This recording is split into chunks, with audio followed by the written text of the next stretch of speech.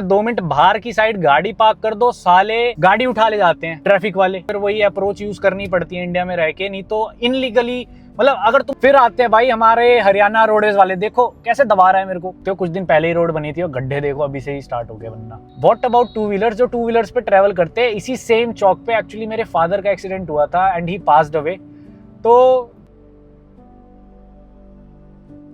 Guys अभी हम गुड़गांव के मेट्रो स्टेशन की पार्किंग में हैं, जो अंडर डेवलपमेंट कह सकते हो। इतने सालों बाद इनके होश खुले हैं एंड अब थोड़ा ये काम करना इन्होंने शुरू तो किया है, लेकिन अभी देखना मैं तुम्हें गड्ढे दिखाता हूँ एक से एक, ठीक है। अभी जैसे कि तुम देख सकते हो मैं पार्किंग से एग्जिट लेने वाला हूँ और जो कंडीशन है वो इतनी बेकार है। अब जैसे देखो एग्जिट भी बंद कर रखा है, मैं कहाँ से निकलूँ भाई बताओ, मैं कहाँ से निकलूँ है, कहाँ से निकलूँ मैं, है कोई बोर्ड नहीं कोई कुछ नहीं। एक बार मेरी गाड़ी यहाँ से उठा ली थी इन लोगों ने, कोई नहीं। अब चलते हैं, मैं तुम्हें आज गुड़गांव के रोड्स की कंडीशन दिखाने वाला हूँ और दिखाने वाला हूँ एक्चुअल रियलिटी, क्योंकि मेरे सामने इतने एक्सीडेंट्स हुए हैं मैं बता नहीं सकता, पहली चीज। दूसरी चीज, मेरे पड़ोस में एक ग्रैंड मदर को, दादी अम्मा यार गलत वर्ड होगा, मतलब एक दादी जी थी मेरे फ्रेंड में, तो एक दादी जी थी का क्या हुआ, घुटना फट गया। कैसे, रोड्स इतनी घटिया थी, वो स्कूटी पे थी किसी के साथ, अपने फैमिली मेंबर के साथ, पानी भरा हुआ था, गड्ढे में गिरी, घुटना फटा। एंड जब घुटना फटा उससे पहले रोड की कंडीशन क्या थी, बिल्कुल गड्ढे ही गड्ढे। जब घुटना फटा काफी सारे सोसाइटी वालों ने कंप्लेन करी, तब जाके रोड्स की कंडीशन को सुधारा। अभी रोड की कंडीशन देख लो यहाँ पे,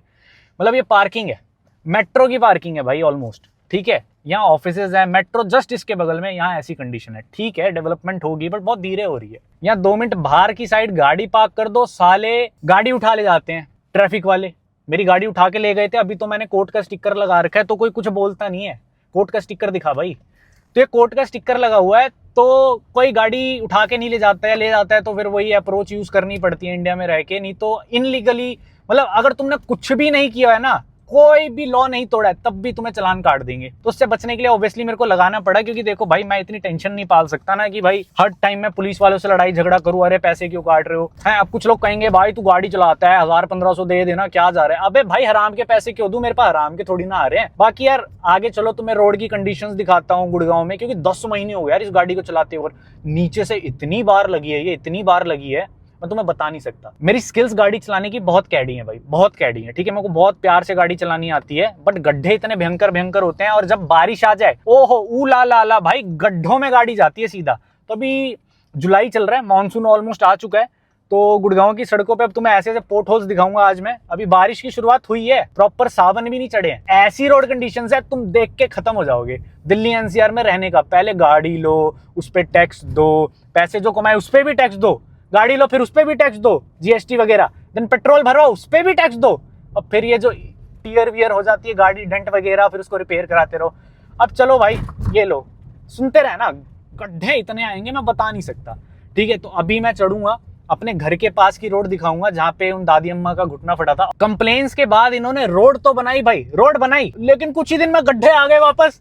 तो वो रोड कैसी बनाई भाई, अबे रोड बनती है सालों साल चलने के लिए कि हाँ भाई कम से कम 5 साल चले, 3 साल चले, 2 साल चले, अरे भाई पहले महीने ही गड्ढे आ जाते हैं। और वो रियलिटी अभी मैं तुम्हें दिखाऊंगा, ठीक है चलो। तो गाइज कुछ टाइम पहले द्वारका एक्सप्रेस वे का जो है इनॉग्रेशन था एंड मोदी जी आए थे, और मोदी जी के आने से पहले ना कुछ टाइम की दूरी पे हीरो होंडा चौक है, वो हीरो होंडा की जो चौक की रोड थी ना, वो इतने गड्ढे वाली थी पूछो मत। एक दिन के अंदर पूरी रोड तैयार कर दी थी, पूरी रोड।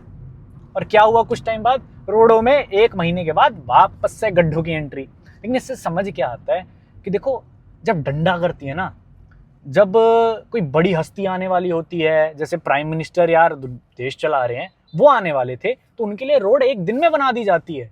तब वो डिपार्टमेंट्स कहाँ होते हैं, तब वो वर्कर्स, तब वो ऑफिसर्स कहाँ होते हैं, जब नॉर्मल जनता उस रोड पे चल रही होती है। क्योंकि वो रोड 8-10 महीने मेरे को हो गए थे उस रोड से ट्रैवल करते हुए, जो मेरे को याद है 8-9 महीने हो गए थे उस रोड से मेरे को ट्रैवल करते हुए, जितना मेरे को याद है। एंड उन 8 महीनों में एक गड्ढा नहीं भरा होगा, लेकिन एक दिन में जब द्वारका एक्सप्रेस वे का इनॉग्रेशन था, रोड बना दी गई। तो मैं जिस रोड पे चल रहा हूँ, इस रोड को अभी 1 महीना भी नहीं हुआ है बने हुए, और इसमें गड्ढे डेवलप होना शुरू हो गए, आगे मैं अभी तुम्हें दिखाऊंगा। एंड ये रोड पता है कब बनी है, जब सेक्टर्स के सभी लोगों ने दबा के कंप्लेन करी है, दबा के। कईयों के एक्सीडेंट हुए, कईयों के घुटने फटे, घुटने छिले, हॉस्पिटल्स गए कई, तब जाके इनको याद आया भैया अब एक्सीडेंट ज़्यादा हो रहे हैं, अब ना इनके लिए रोड बना देते हैं। तो इन्होंने फिर रोड बना दी, नहीं तो इतनी बुरी कंडीशन थी। और अभी भी अगर तुम थोड़ा सा गलियों के अंदर मतलब सोसाइटी सेक्टर के हल्का सा अंदर चलोगे तो वहाँ की रोडों में भी भयंकर गड्ढे बने हुए हैं। इस वीडियो को बनाने का पर्पस क्या है यार, देखो सिंपल सी चीज़ है, मैंने टैक्स पे किया यार इस गाड़ी पे, और जब भी मैं पेट्रोल भरवाता हूँ मैं टैक्स पे कर रहा हूँ उस पर। मैं कुछ भी खाता हूँ खरीदता हूँ तो टैक्स पे। ये गधा देखो साला रिवर्स मार के आ रहा है बीच रोड में। तो इससे क्या है यार, I am a tax payer of India. मैं बड़ी मेहनत से पैसा कमाता हूँ, उस पैसे कमाए हुए पे टैक्स देता हूँ, एंड टैक्स देने के बाद उससे मैं कोई चीज़ खरीदता हूँ उस पर भी टैक्स देता हूँ, और उस चीज़ को चलाने के लिए टैक्स लगता है उस पर भी टैक्स देता हूँ, एंड उसके बाद भी मेरे को क्या मिलता है, ये गड्ढे।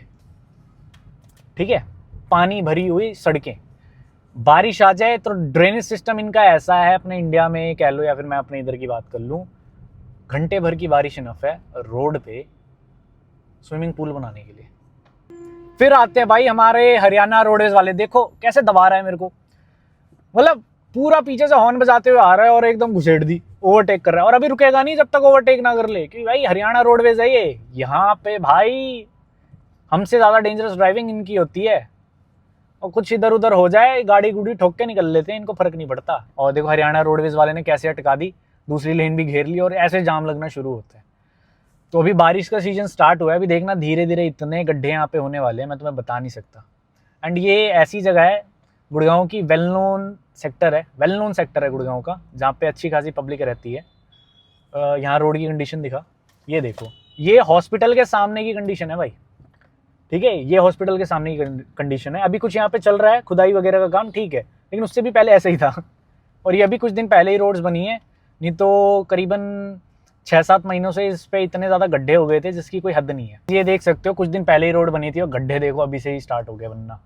तो ये ऐसा है, ये है धचैक ले वैस की, welcome to Delhi Gurgaon NCR. वैस की रोड के करो टैक्स पे, गड्ढे खाओ, गाड़ी ठुकवाओ, फिर मैकेनिक पे जाओ और उस गाड़ी को ठीक कराओ, उस पर भी टैक्स दो भैंस की, यहाँ लूट लो हमें।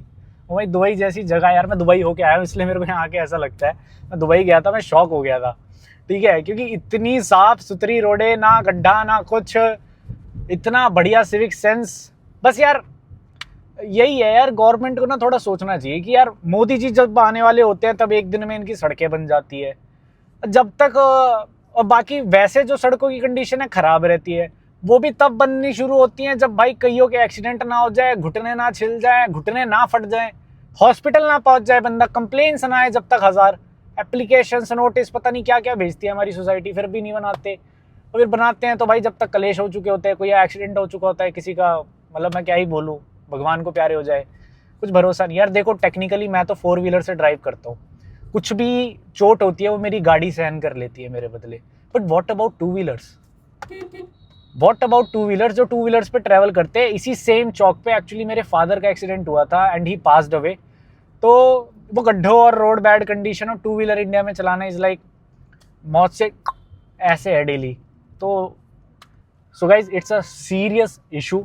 आप इस वीडियो को शेयर करो उन सभी लोगों के साथ जो दिल्ली एनसीआर में रहते हैं, एंड ट्राई करो कि आप इस वीडियो को उन तक भी ज़रूर पहुंचाओ। किसी के कनेक्शन में अगर कोई पॉलिटिशियन है भाई भेज दो यार, रोड ठीक करा दो सरकार। क्या करेंगे हम ऐसी सड़कों पे, देखो गड्ढे ही गड्ढे, लो ये लो झटके, ये लो गड्ढे ही गड्ढे भाई। तो इतना ही बोलना चाहूँगा, या तो एक प्रॉपर बॉडी बनाओ जहाँ पे हम कंप्लेंट्स रेज कर सके कि हाँ भाई इस पैच में यहाँ पे इशू है।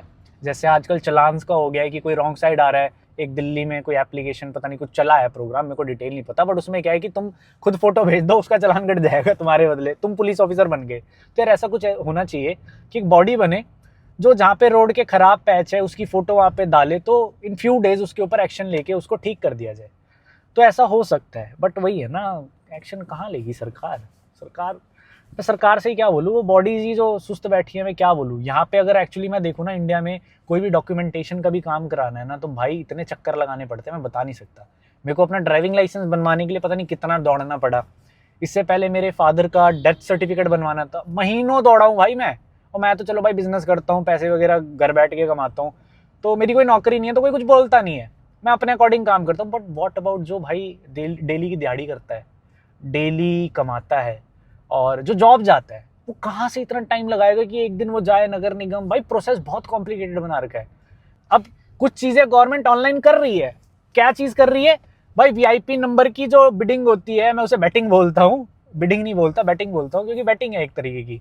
मैं भी बैठा था इस गाड़ी की वीआईपी नंबर लेने के लिए, नहीं ले पाया। सालों का सिस्टम इतना कॉम्प्लिकेटेड है, पूछो मत। जब तक कोई एक्सपीरियंस दलाल बंदा ना बैठा हो तो नंबर तो मिलना ही नहीं है भाई। इतने चंट लोग हैं बिडिंग में, क्या बताऊं।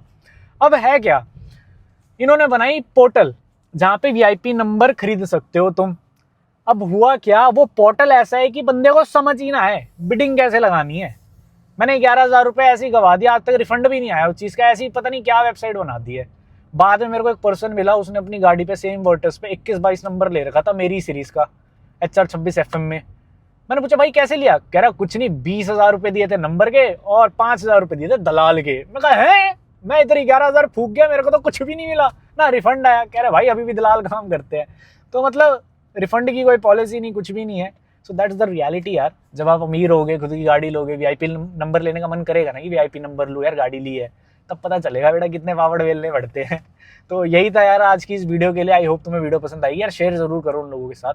अगर आपका मेरा माइंडसेट मैच करता है तो सब्सक्राइब भी करो। मैं ऐसे इशूज़ पे बात करने वाला हूँ आने वाले टाइम में, क्योंकि यार मैं जैसे जैसे इंडिया में बड़ा हुआ हूँ, मेरे को प्रॉब्लम्स दिखी है, एंड उन प्रॉब्लम्स पे बात करने वाले बहुत कम लोग दिखे हैं सेम माइंडसेट वाले, क्योंकि लोग अपनी वो पॉवर्टी लाइन को ही बीट नहीं कर पाते कि वो उस लेवल तक आए कि वो गाड़ी अफोर्ड कर पाए या फिर कुछ भी कर पाए। ठीक है, so that's it for this video. अगर वीडियो पसंद आए सब्सक्राइब करो। बाकी मैं मिलता हूँ जल्दी तुम्हें किसी और वीडियो के अंदर। बने रहो इस चैनल के साथ। जय हिंद।